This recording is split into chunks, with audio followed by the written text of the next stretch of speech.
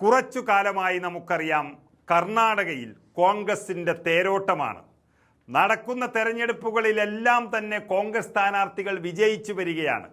കർണാടകയുടെ ചരിത്രത്തിൽ വലിയ സ്വാധീനം ചെലുത്തിയ ജനതാദൾ എന്ന പാർട്ടി, ഇന്ന് ദേവഗൌഡയുടെ നേതൃത്വത്തിലുള്ള ജനതാദൾ തന്നെ കോൺഗ്രസ് വിഴുങ്ങിയ അവസ്ഥയാണ്. അതുകൂടാതെ നിയമസഭയിലും നിയമസഭാ കൗൺസിലിലും കോൺഗ്രസ് ഇപ്പോൾ വൻ ഭൂരിപക്ഷം നേടുകയാണ്.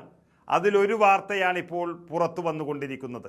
കർണാടകത്തിലെ ചിക്കമംഗളൂരു നിയമസഭാ കൗൺസിൽ തെരഞ്ഞെടുപ്പിൽ അവസാനം വിധി പുറത്തു വന്നിരിക്കുന്നു. സുപ്രീം കോടതിയുടെ നിർദ്ദേശത്തെ തുടർന്ന് വീണ്ടും വോട്ടെണ്ണിയതോടെ കോൺഗ്രസ് സ്ഥാനാർത്ഥി ഗായത്രി ശാന്തേഗൌഡ 9 വോട്ടുകളുടെ ഭൂരിപക്ഷത്തിൽ വിജയിച്ചിരിക്കുന്നു. ഗായത്രിയുടെ വിജയത്തോടെ ഈ ചെറിയ നേതാവല്ല തോറ്റുപോയത്. BJPയുടെ ലെജിസ്ലേറ്റീവ് കൗൺസിൽ ഡെപ്യൂട്ടി ചെയർമാനായിരുന്ന MK പ്രാണേഷിന് MLC സ്ഥാനം നഷ്ടമായിരിക്കുന്നു. അതായത് 2021 ഡിസംബറിൽ നടന്ന ചിക്കമംഗളൂരു ലെജിസ്ലേറ്റീവ് കൗൺസിൽ തെരഞ്ഞെടുപ്പിൽ BJP സ്ഥാനാർത്ഥിയായിരുന്ന MK പ്രാണേഷ് 6 വോട്ടുകളുടെ ഭൂരിപക്ഷത്തിൽ വിജയിച്ചതാണ്. എന്നാൽ നാമനിർദ്ദേശം ചെയ്യപ്പെട്ട അംഗങ്ങൾ കൂടി വോട്ടുകൾ ചെയ്തു. അതായത് BJPയുടെ അംഗങ്ങൾ വോട്ടുകൾ ചെയ്തു.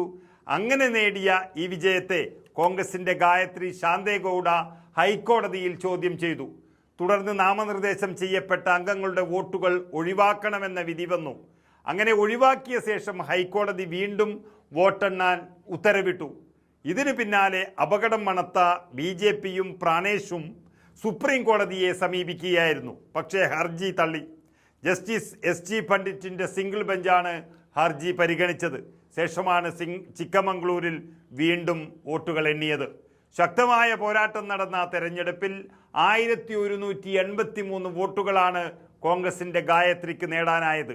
എന്നാൽ എണ്ണി നോക്കിയപ്പോൾ 1174 വോട്ടുകൾ മാത്രമേ പ്രാണേഷ് നേടിയത്. അദ്ദേഹം 2ാം സ്ഥാനത്തേക്ക് പിന്തള്ളപ്പെട്ടു. തുടർന്ന് 9 വോട്ടുകളുടെ ഭൂരിപക്ഷത്തിൽ ഗായത്രി തെരഞ്ഞെടുക്കപ്പെട്ടതായി തെരഞ്ഞെടുപ്പ് അധികൃതർ പ്രഖ്യാപിക്കുകയും ചെയ്തു. ഇതോടെ ആകെയുള്ള 75 അംഗ കർണാടക ലെജിസ്ലേറ്റീവ് കൗൺസിലിൽ ഭരണകക്ഷിയായ കോൺഗ്രസിന്റെ അംഗസംഖ്യ 40 ഉയർന്നു. ഗായത്രി ശാന്തേഗൌഡയ്ക്ക് നിയമസഭാ കൗൺസിൽ ചെയർമാൻ സത്യവാചകം ചൊല്ലിക്കൊടുക്കണമെന്ന് കോടതിയുടെ പ്രത്യേക നിർദ്ദേശവുമുണ്ട്. നമുക്കറിയാം, കുറേ കാലമായി കർണാടക ഒരു ത്രികോണ മത്സരം നടക്കുന്ന സംസ്ഥാനമാണ്. പലയിടങ്ങളിലും കോൺഗ്രസിനും BJPക്കും ഒപ്പം ജനതാദളും ശക്തമായ മത്സരം കാഴ്ചവെക്കുകയും ചെയ്യുകയാണ്. BJPക്ക് മുൻപേ തന്നെ ജനതാദൾ വലിയ ശക്തിയാണ്.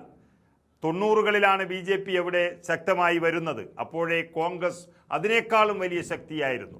എന്നാൽ നിലവിലെ സാഹചര്യത്തിൽ കോൺഗ്രസ് ഒറ്റയ്ക്ക് ഭൂരിപക്ഷം നേടിയിരിക്കുകയാണ്.